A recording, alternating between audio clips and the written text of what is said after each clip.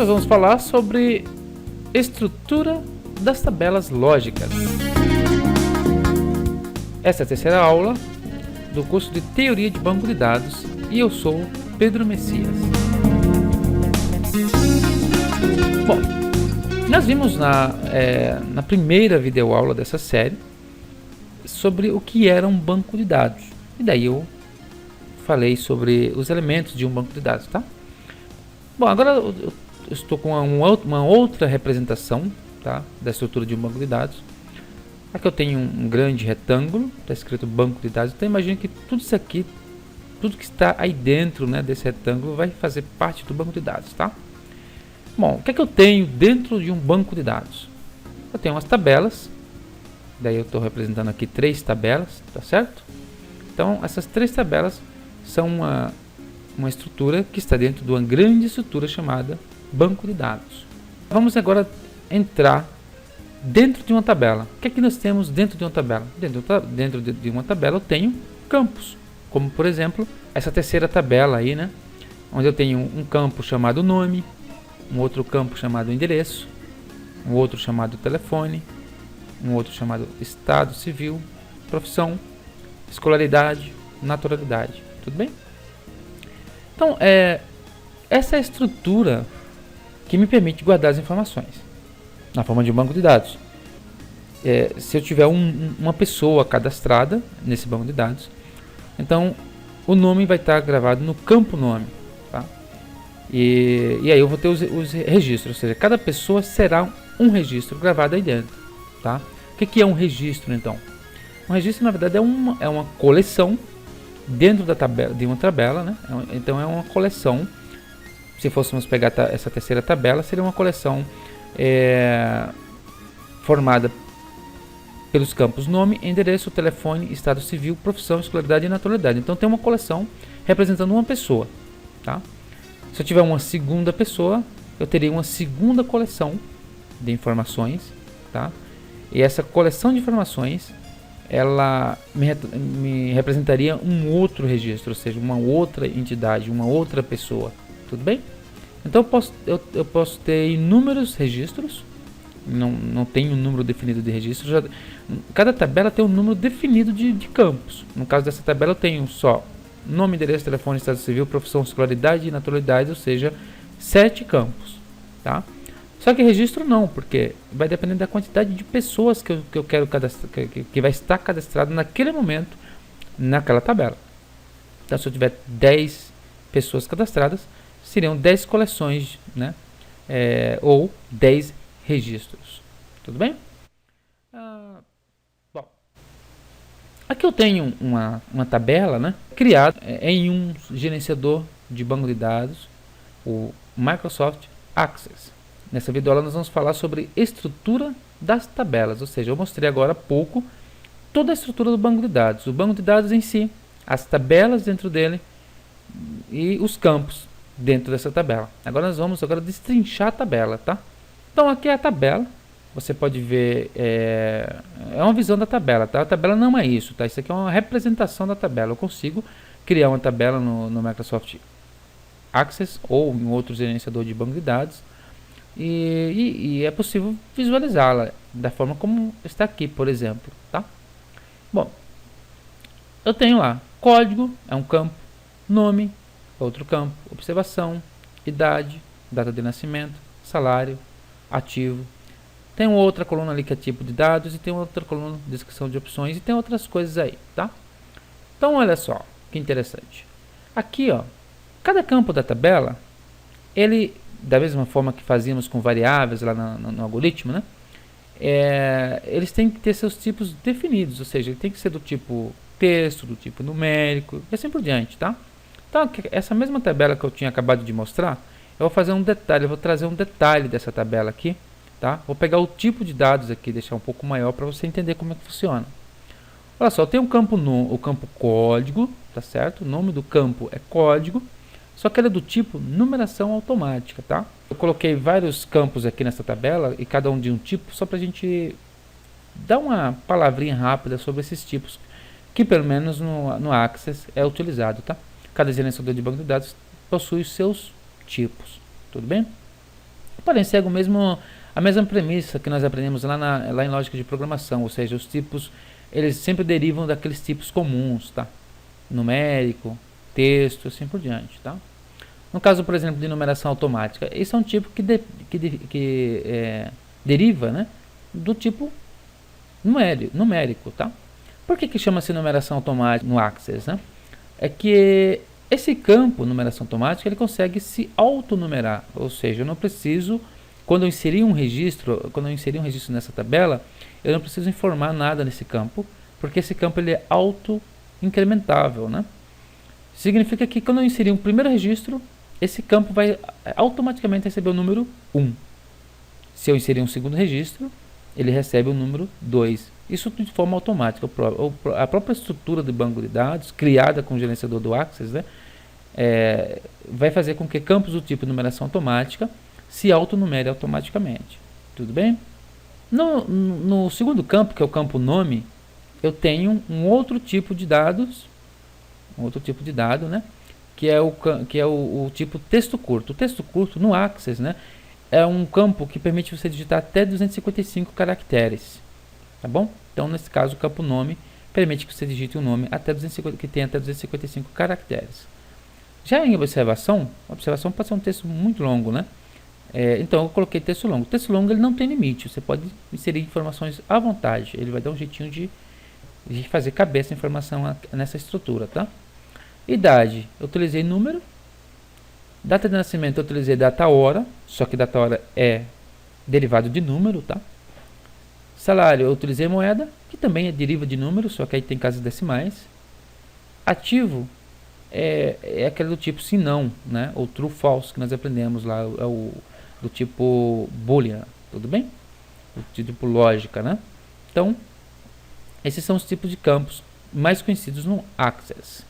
Agora vamos saber o que é chave primária. Pelo menos um dos campos da tabela deve ter valor único para cada registro. Então eu tenho eu tenho que fazer com que um desses campos seja uma chave primária. E aqui eu tenho um campo aqui que está representando, né, como sendo uma chave primária, o campo código. Como que eu sei que ela é uma chave primária, né? Porque ele tem uma chavinha desenhada, tá? Mas como que se coloca essa chavinha, né? Todo gerenciador de banco de dados permite que você escolha um dos campos, né, e defina, de alguma maneira, né, você defina que ele vai ser a chave primária. Para que serve a chave primária? Serve para o seguinte: cada registro colocado nesse banco de dados vai ter um campo que nunca vai se repetir. Por exemplo, eu posso ter 2 Paulos, então eu posso ter 2 registros onde no campo nome vai aparecer Paulo, tá? Ou eu posso ter 2 pessoas que tenham nascido na mesma data. Posso ter 2 pessoas que ganham o mesmo salário. Posso ter 2 pessoas ou mais, né, que, por exemplo, tenham a mesma idade, tá bom? Mas eu nunca posso ter 2 pessoas ou 3 pessoas com o mesmo código. Então, o campo código ele é uma chave primária. Eu transformei esse campo numa chave primária. No Access, ele mostra uma chavinha do lado, tá? Para dizer que aquele campo é uma chave primária. Se eu tentar enviar uma informação do sistema, né? Se o meu programa tentar enviar uma informação, um registro novo, né? Cadastrar, né, um cliente novo, uma pessoa nova nessa tabela, onde o código seja igual a um código que já exista, o banco não vai aceitar, tá? Isso tá dentro daquilo que a gente falou na última videoaula sobre consistência de dados, ou seja, uma pessoa cadastrada no banco de dados, ele tem que ser uma entidade única. Eu não posso ter Paulo da Silva, depois o mesmo Paulo da Silva, em outra tabela está ele como Paulo Silva. Não. Eu crio um código para ele, esse código ele é único, ou seja, em outras tabelas, ao invés de eu usar o nome dele, eu uso o código dele. Daí eu evito o nome da mesma pessoa escrito de forma diferente. Tudo bem? Então, uma vez que eu cadastrei essa pessoa aqui nessa tabela, se eu precisar dessa pessoa numa outra tabela, eu faço referência na outra tabela pelo código. Ou seja, na outra tabela eu não vou ter o nome dele, não vou ter a idade dele, não terei a data de nascimento, nem salário, nem ativo. Terei só o código dele, já é suficiente. Imagine o seguinte, imagine que isso aqui seja o cadastro de alunos, essa tabela. Então eu tenho um cadastro de todos os alunos, com as informações dele, e eu tenho um cadastro de turmas, onde eu tenho o horário da turma, o professor daquela turma e os alunos que estão cadastrados naquela turma. Então eu preciso informar de novo o nome do aluno lá, né? Já está cadastrado aqui no cadastro de alunos, mas eu preciso colocar lá. O que é que eu faço? Aqui no cadastro de alunos eu coloco o código, nome, observação, idade, data de nascimento, salário e ativo. Lá na tabela de turmas, eu só vou colocar o código dele, tá? Então, se eu quiser saber os nomes de todos os participantes de uma determinada turma, eu vou lá no cadastro da turma para pegar os códigos dessas pessoas, e com esses códigos em mãos, eu venho aqui nessa tabela e pego o nome dele. Tá? Eu consigo juntar essas duas tabelas fazendo uma visão, né, onde eu tenho os alunos de uma determinada turma, sendo que lá na tabela da turma só tem um código. Mas o que eu faço? Para cada código que tiver naquela turma, eu venho aqui e busco o nome dele e gero essa lista. Tudo bem? Então isso evita que eu tenha o mesmo nome escrito de forma diferente. É para isso que serve então a chave primária. Bom, o que mais? Descrição do campo, né? Essa é uma propriedade opcional, né? Mas permite descrever o campo detalhadamente. É usado mais para a documentação do banco. Se você olhar aqui, nós temos aqui o nome do campo, o tipo de dados que eu vou utilizar para aquele campo, tá? E eu tenho ali a descrição. Essa descrição ela é opcional, eu não coloquei nada aqui, mas para efeito de documentação, pode ser que a empresa onde você vai trabalhar, né, ou o projeto onde você vai trabalhar, exija que você coloque. São várias pessoas trabalhando, vários DBAs, vários programadores. Pode ser que você queira, ou pode ser que a sua equipe, né, defina que para cada código vai se colocar uma descrição para aquilo. Alguma observação do tipo, evite nomes abreviados, tá? São descrições, isso aqui é documentação. Bom, aqui eu só dei um destaque aqui, né, para você ver, em tamanho maior. Bom, e o nome da tabela por fim, né? Toda tabela tem que ter um nome. Por exemplo, tabela de clientes, então eu posso chamar ela de clientes. Se eu tenho uma tabela de fornecedores, eu chamo ela de fornecedores. Eu posso ter uma tabela chamada vendas, e aí dentro delas eu terei aí todas as vendas, tudo bem? Essa tabela aqui, ó, no Access, ele mostra uma abinha ali com o nome da tabela. Eu não dei nome para essa tabela, então ele criou um nome sugestivo, né? Chamou de tabela 1, tá? Tá ali ó, em destaque. Então no Access ele mostra assim, o nome da tabela naquela orelhinha. Poderia colocar, se eu tivesse chamado essa tabela de clientes, então no lugar de tabela 1, apareceria a palavra clientes. Tudo bem? Essa é só uma visão geral de como que funcionam os campos. Creio que essa é a penúltima videoaula. Acredito que vai ter mais uma videoaula a ser postada aqui no YouTube dentro dessa série. E aí, na segunda parte, que será por Hangouts, nós vamos criar banco de dados. Ou seja, nós vamos utilizar um gerenciador de banco de dados.